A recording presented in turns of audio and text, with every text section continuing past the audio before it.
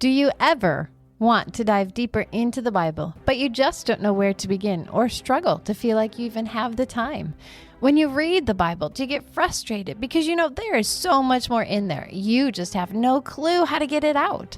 Or maybe you just want to know the Bible better and you're looking for any resource to help. Well, then this is the podcast for you. Welcome to the Context and Color of the Bible podcast. We are two sisters. I'm Erica. And I'm Veronica.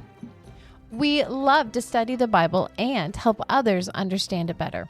When it comes to our own study of Scripture, we have found that in bringing back the context of Scripture, it adds so much to our understanding. It actually adds color to the black and white pages of the text. All right, Veronica. Yes. How you doing? I'm good. How are you? I'm doing well. So, are you enjoying Deuteronomy? I am, yeah. Have you been finding any connections with anything? I'm totally just throwing these questions at her. Finding any connections to the rest? Oh, yeah. Okay. I feel like God's consistent.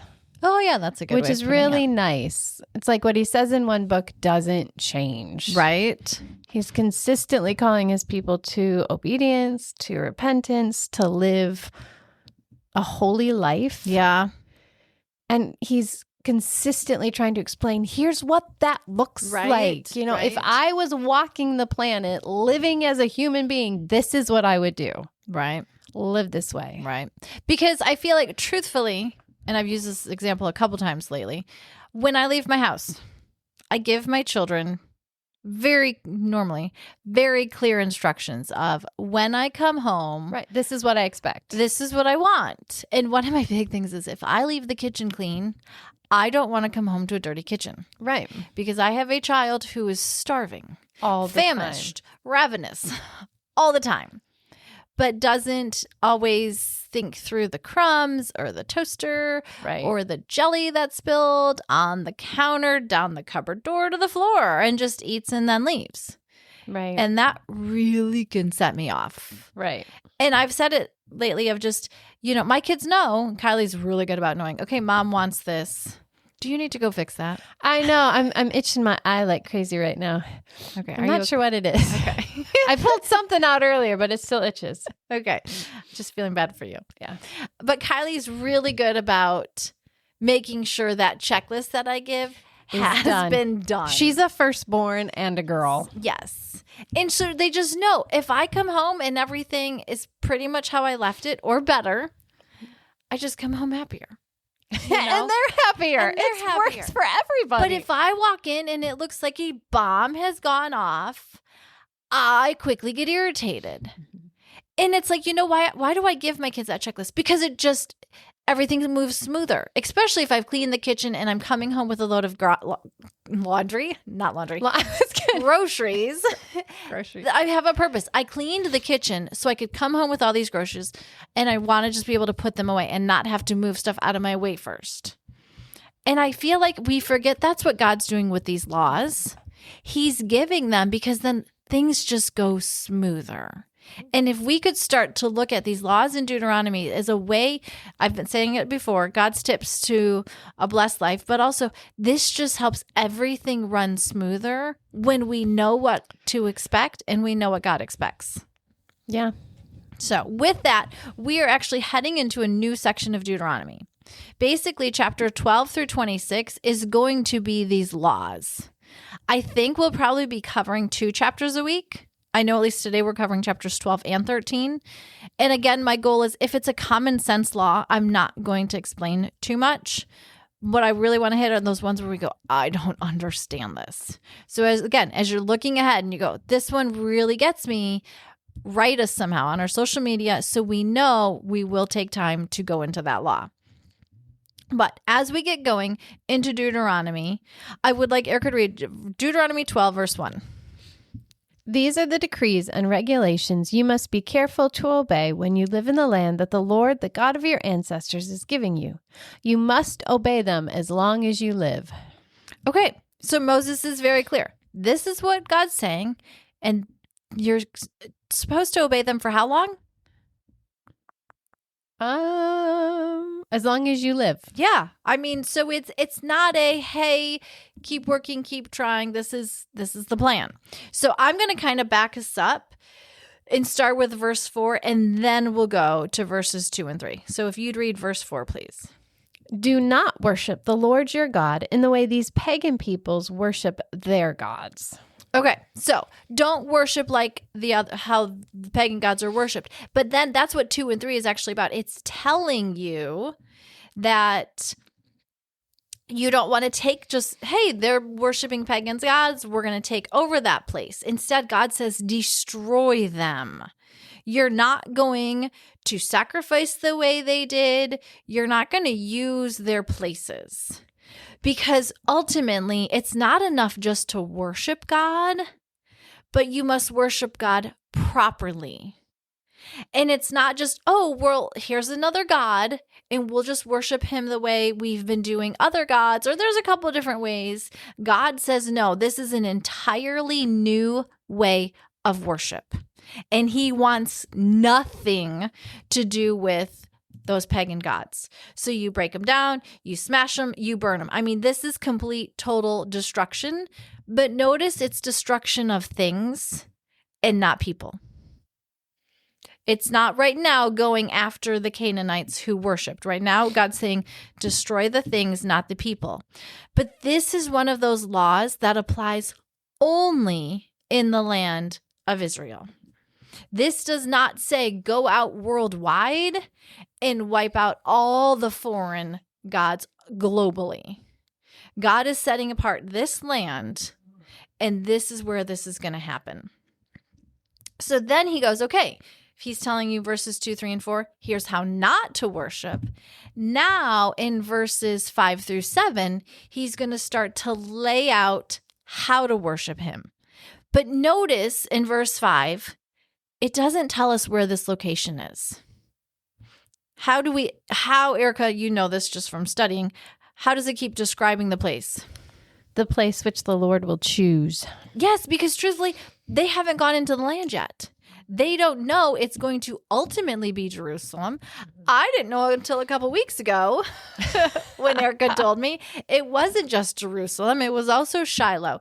So you have throughout their conquests, throughout their time as they're getting into the land, settling in, there's different locations, which to me then says, okay, God's going to tell you for now, this place works. But ultimately, we do know it ends up being Jerusalem, and that is the final place. But while they're moving, they're getting there, and we don't even have, and you need David then on the throne to grab Jerusalem. There's these laws that surround it. And so verse 6 talks about the different kind of offerings you can bring to the Lord. And I just want to quickly explain them because you have a burnt offering. And those are offered every morning and every night. And Sabbath and holidays, those were, if you study Leviticus, that's the first one it starts with. And everything is burned to the Lord. Then you get the idea of tithes, which is still a common thought today of bringing a percentage, a part of whatever, normally your crops, to the Lord and giving it to him.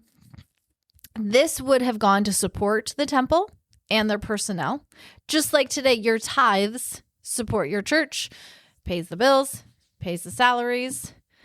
A votive offering is one where it's kind of, hey, God, if you do this, you know, give me the birth of a son, or give me a healthy son, or give me victory in battle, then I will come back and give you this offering. It's a thank you present in a way. That's my words, not the commentaries.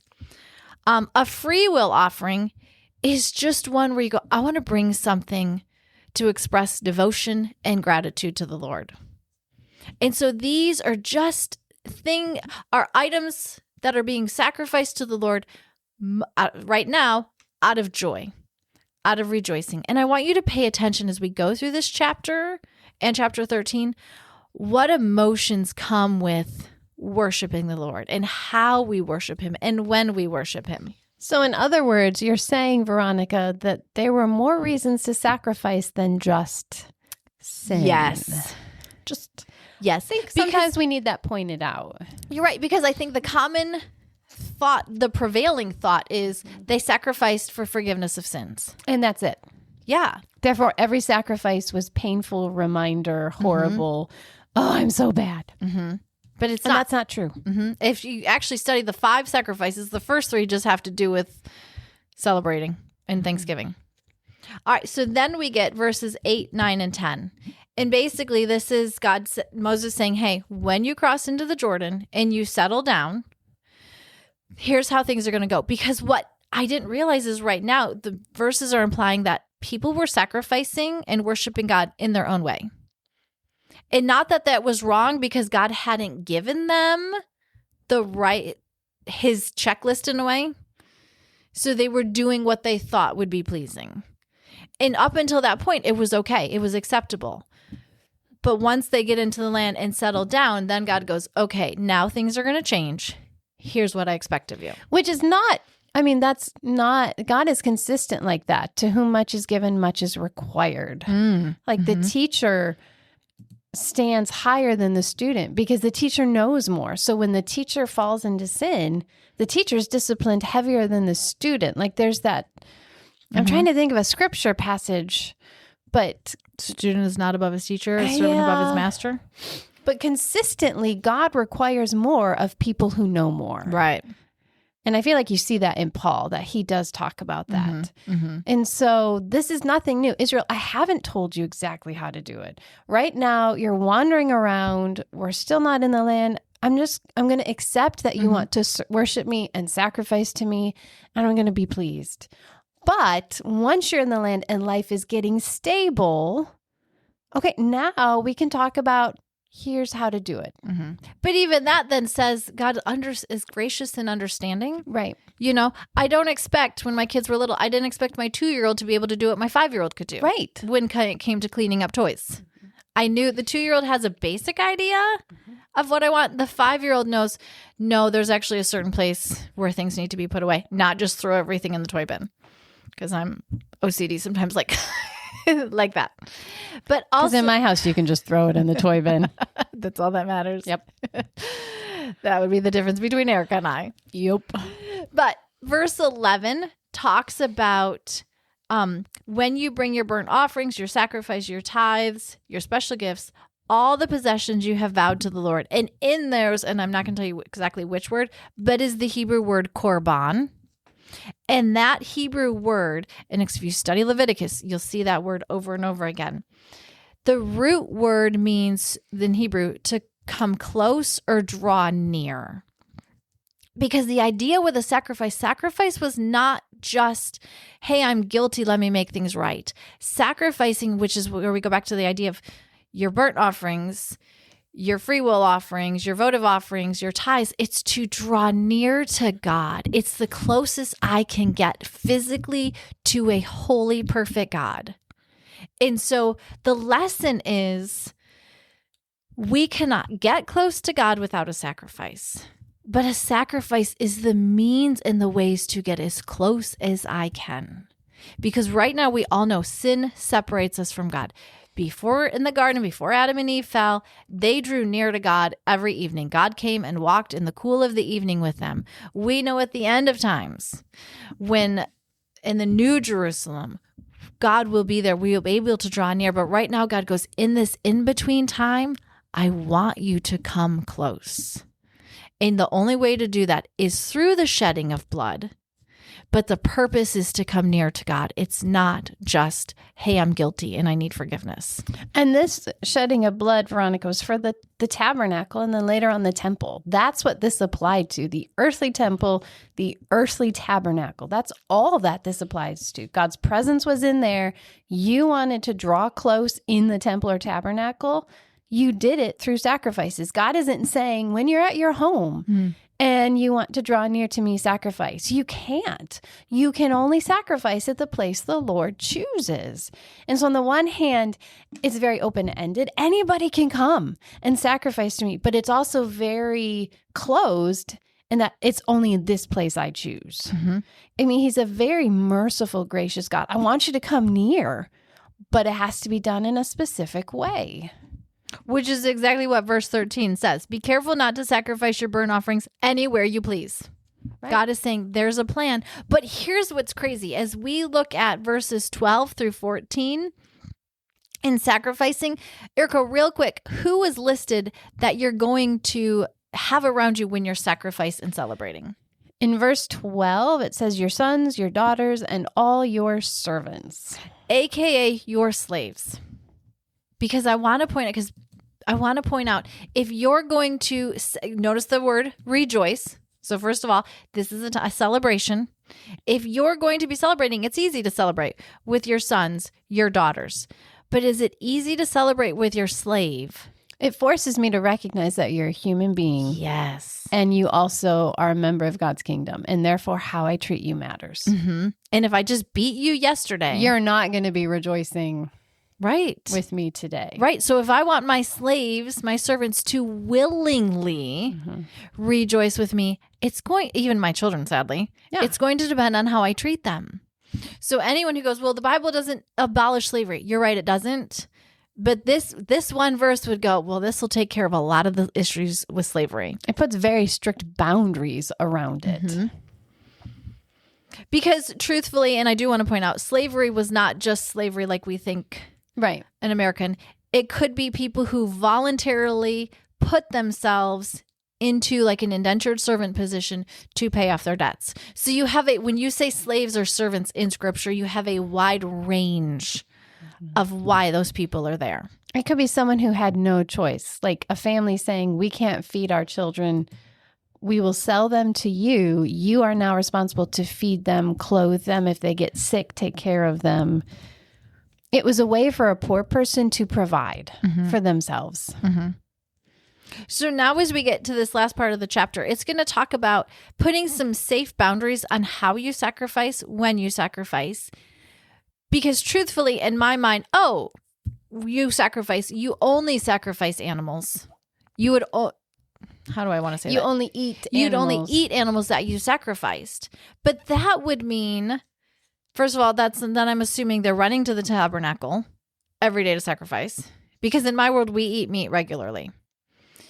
But God's saying, no, you're only going to eat the meat if it's sacrificed when you've come to the temple. But there will be other times throughout the year where you do eat meat. So God's going to make a very clear distinction of there's sacrificial meat that you can eat, but there's regular meat. So it's not meat you've sacrificed at the tabernacle or the temple. It's meat on your own farm, your own family. You decide you get a hankering for beef. So you take your cow. Actually, it'd probably be a goat, but you get a hankering for what's goat meat called? I can't remember. Goat meat? I don't know. No, it's in gyros and lamb, and I can't think of. Anyways, it doesn't matter. I can't think of the word. You get a hankering for it, so you kill it at your house. It's not a sacrifice. You're not pretending it is. You can eat it. Yes, correct. But there's boundaries. You're not allowed to have the blood.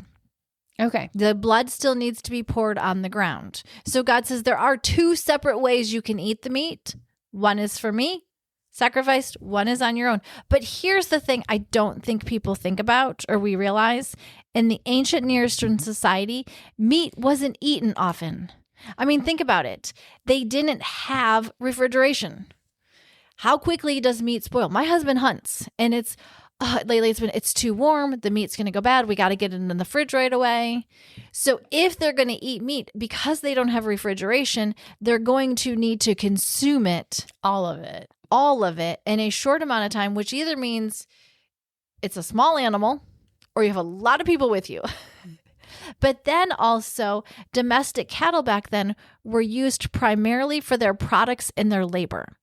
It was only the wealthy who could regularly spare an animal for slaughter.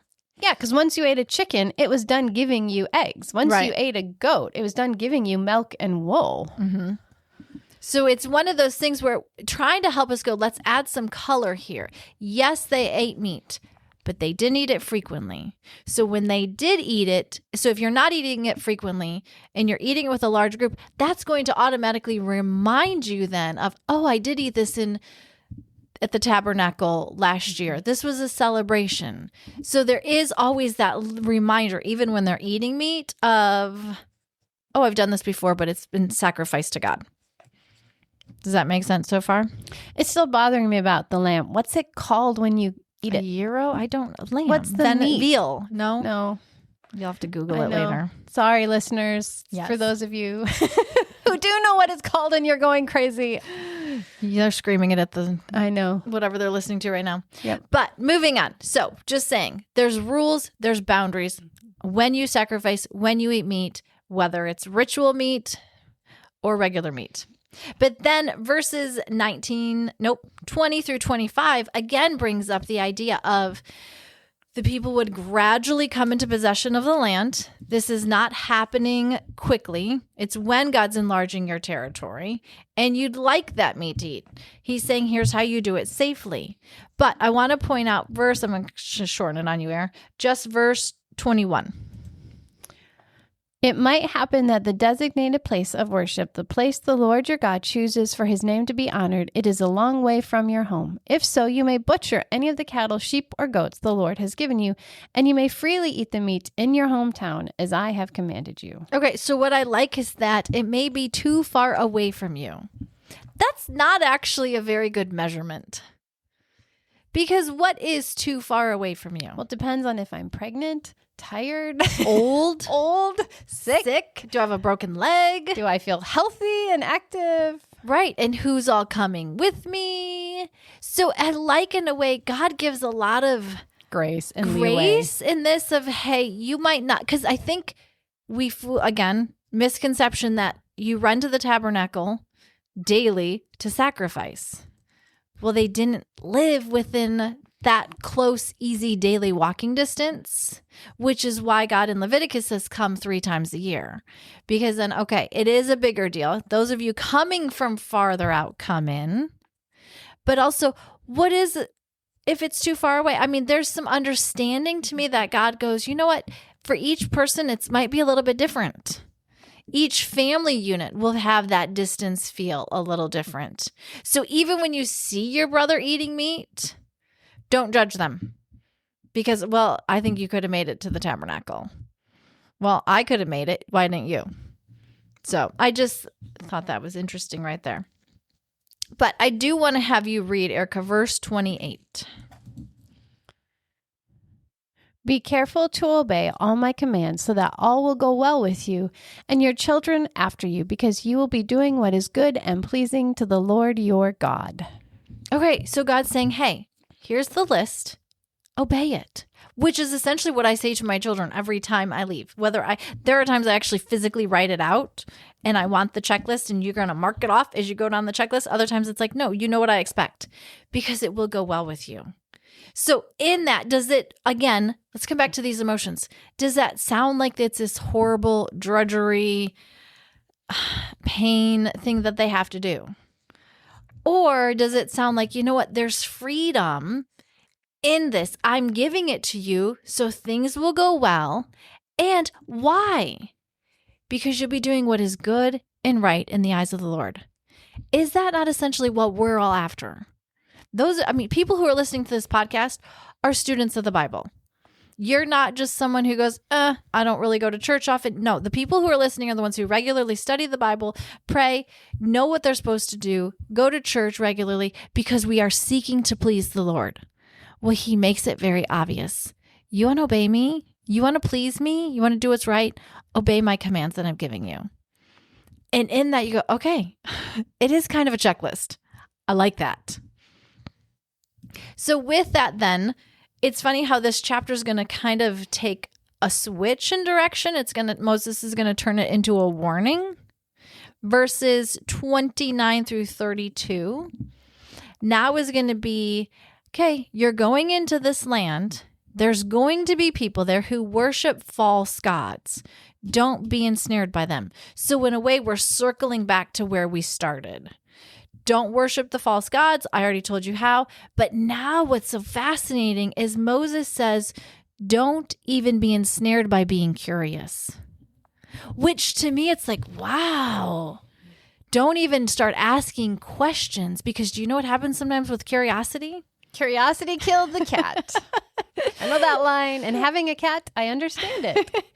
Because you go, if I'm curious, it might start me down a road that will take me where I don't want to go.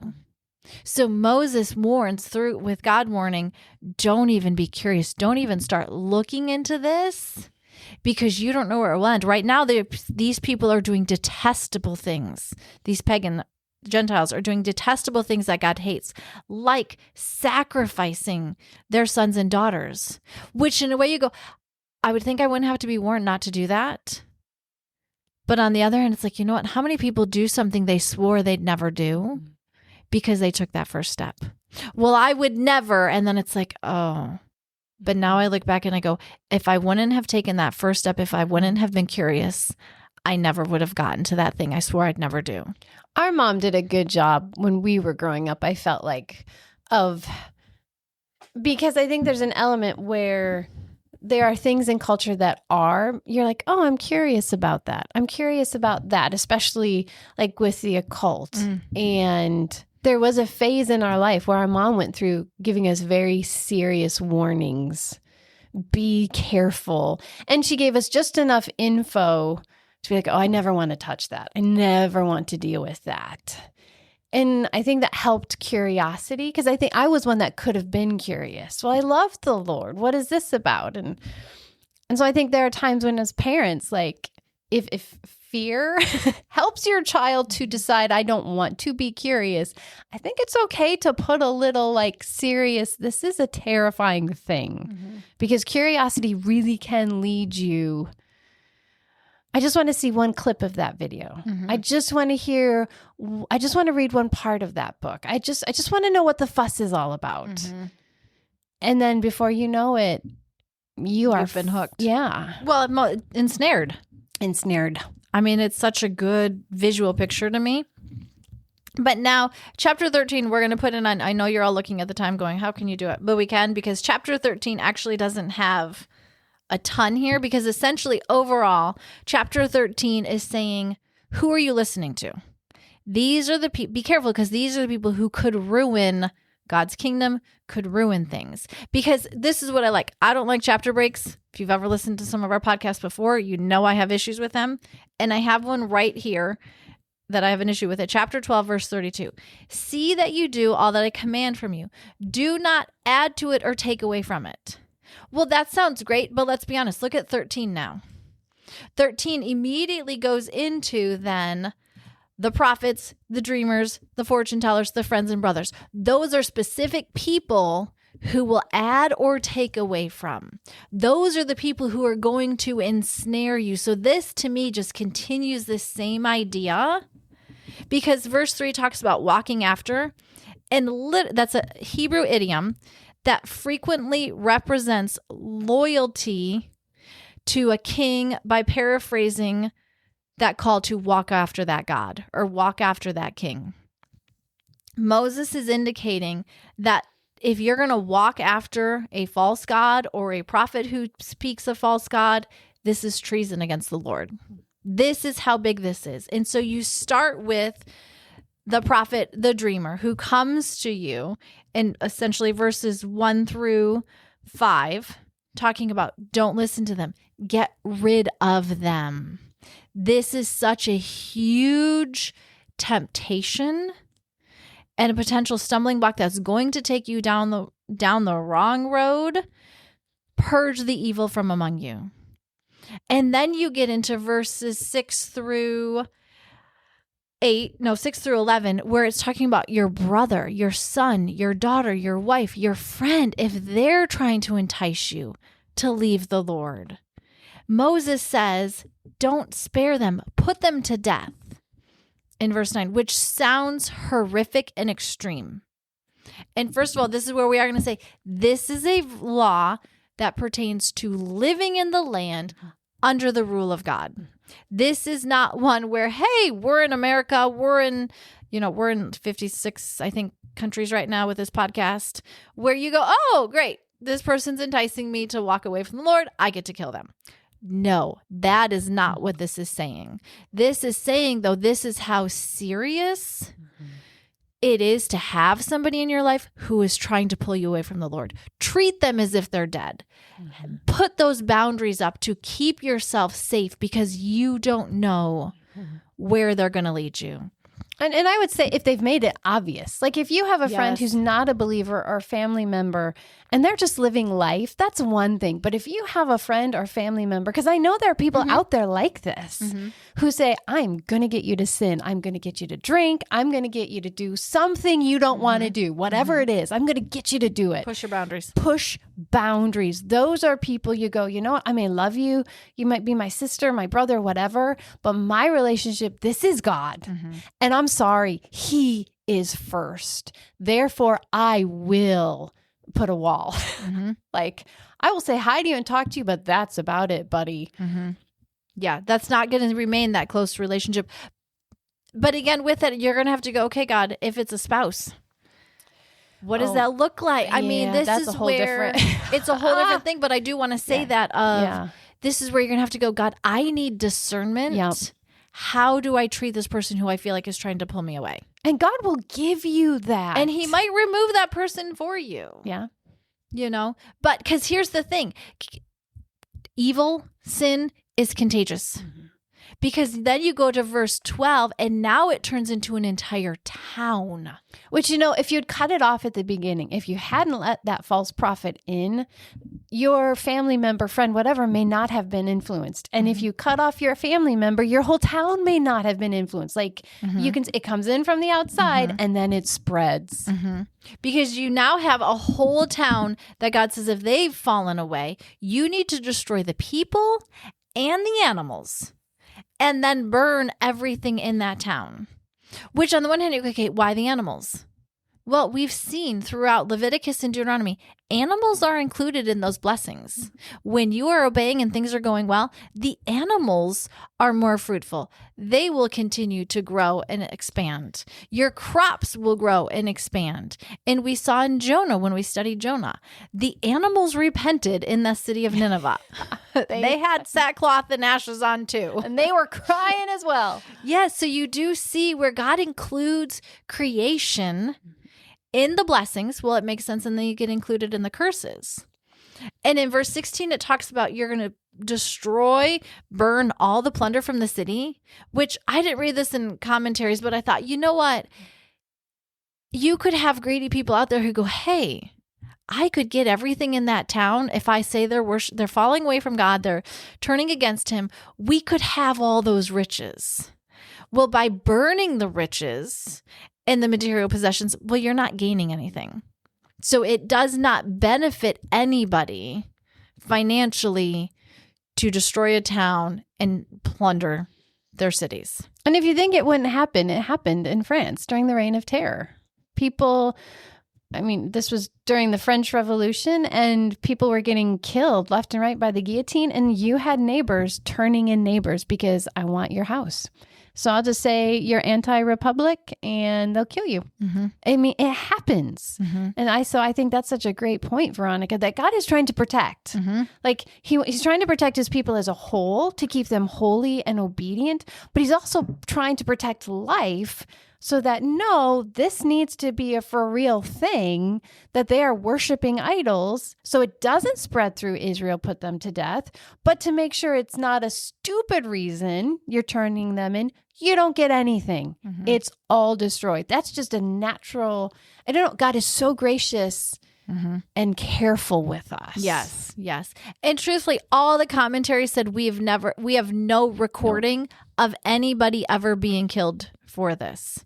So because again, you go, there's got to be witnesses. It's not just They didn't make it easy. They didn't make it easy. It's not a crime of passion. It's not a punishment of passion. There was certain safeguards in place, and every commentator went, we're never sure if they actually followed through with this. Because look at the idolatry they struggled with. Right. Let's be honest. Right. And I mean, truthfully, sometimes you put those severe, strict laws in place to be preventative. Because you go, oh man, I could have, but that punishment's just not worth it. And so some of the commentaries did say this might have been more just, hey, we're going to have extreme consequences with this because it shows you how serious it is to God, but also it's going to just slow people down to begin with. So, but I do want to end the purpose of all of this. If you go, this sounds like a vengeful, wrathful God. Verse 17, the Lord will turn from his fierce anger, will show you mercy, will have compassion on you. If you do this, when you obey him, if you follow through on these consequences, saying the town that is trying to pull you away, he'll increase your numbers because he promised an oath, because you obey the Lord your God by keeping all his commands and doing what is right in his eyes. Ultimately, Moses is calling the people here, obey the Lord. He's making it very obvious what to do and what not to do. So you have both sides. Here's how to worship me. Here's how to please me. Here's what I don't like, which we all like that. And so God is being gracious and kind and loving. And all of this includes rejoicing. These laws, these sacrifices bring out rejoice and celebrate because there is freedom and God is taking care of you. As the psalmist said, I was glad when they said to me, let us go to the house of the Lord. Mm-hmm. They celebrated as they walked to the temple. Mm-hmm. And so what we're encouraging you today is find different reasons and ways to celebrate. And don't do it alone. I mean, I think all of this is when you're doing with other people. Celebrate and rejoice. If you have something to rejoice with, text somebody and say, hey, I just want to share with you a reason I'm rejoicing today. I would say that because we got our power back. I was rejoicing. Our power was off 6 hours, 7 hours. Yeah. It's amazing how when it comes back, you're like, praise the Lord. I wanted to yell and tell people like it came back. God, it was so good. But think about it. If I get a text saying, hey, here's what I'm rejoicing. Yeah. And then I send that text, I send a reason on to someone else. Let's spread that joy and rejoicing in the Lord today. So that's it. If you have any questions, if you go, hey, can you explain this a little bit more? Reach out to us on social media. We would love to know what your questions are and how we can help you dig deeper. So thanks for joining us. Bye-bye.